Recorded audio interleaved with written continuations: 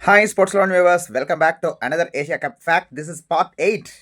So இன்னைக்கான fact fastest and slowest century in Asia cup தொடர்பானது.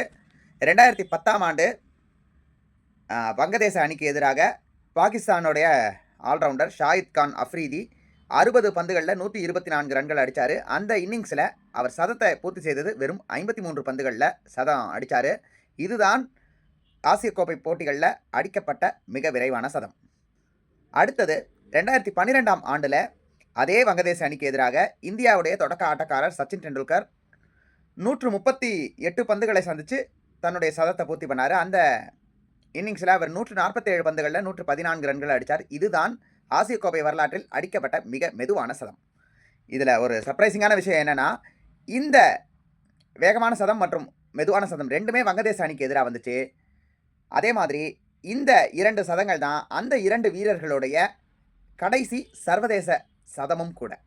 அதுக்கு பிறகு அந்த வீரர்கள் சர்வதேச போட்டிகளில் சதமே அடிக்காமலே ரிட்டையர்ட் ஆகிட்டாங்க அப்படின்றது ஒரு வரலாறு. அதே மாதிரி 2 வீரர்களுடைய ஜெர்சி நம்பரும் 10. 2 வீரர்களும் வலதுகை மட்டை வீச்சாளர்கள், 2 வீரர்களும் வலதுகை ஆஃப் ஸ்பின், லெக் ஸ்பின் மற்றும் மீடியம் பேஸ் பந்து வீச்சாளர்கள்.